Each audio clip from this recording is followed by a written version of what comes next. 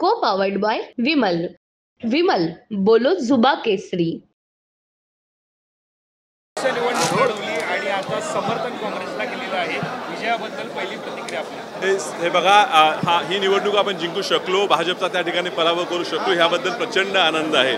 जनतेने ठरवलेलं ह्या वेळेला भाजपचा पराभव करायला आणि जनतेला एक चांगला उमेदवाराची गरज होती आणि म्हणून जनतेने मला उभं केलं.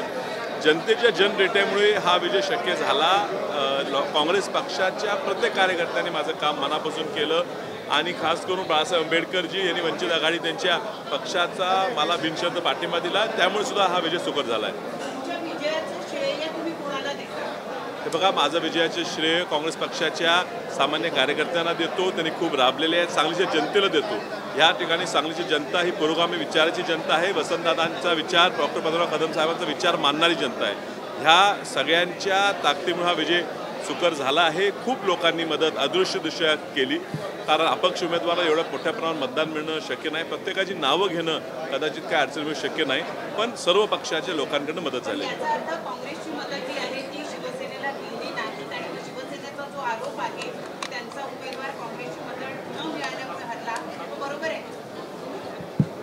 मूळ प्रश्न असा आहे की प्रत्येक जिल्ह्याची राजकीय परिस्थिती, महाराष्ट्राची राजकीय परिस्थिती प्रत्येक जिल्ह्याची वेगवेगळी असते. सांगलीची राजकीय परिस्थिती काय ही सातत्याने मांडण्याची भूमिका हा सांगली जिल्ह्याचा एक काँग्रेस पक्षाचा आमदार कार्यकर्ता म्हणून आम्ही गेले 6 महिन्यापासून मांडत होतो.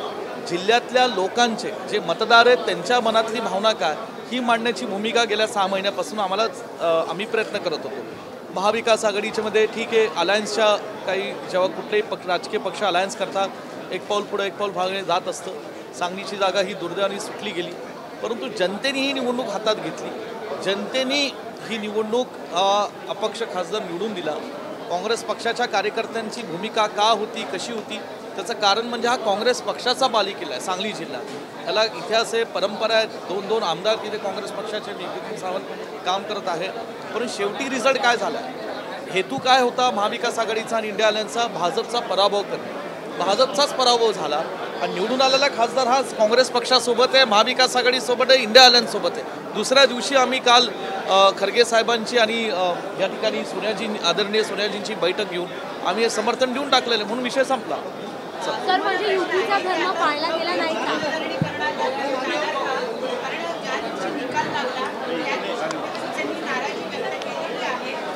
नाही, मी कुठे पाहिलं नाही माध्यमात की उद्धवजी असे बोलले असतील.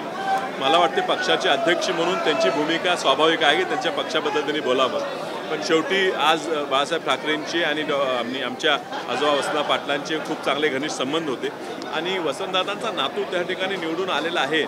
ह्याच्या वैयक्तिकरित्या उद्धवजींना खूप आनंद असेल आणि त्यांची मनधरणी करायचा प्रश्न आता निर्माण होईल असं मला वाटत नाही. कारण परवा स्वतःच खासदार संजय राऊत साहेब बोलले की जे झालं ते झालं, आता एकत्र काम करणं गरजेचं आहे. महाविकासाला पाठिंबा दिलेला आहे.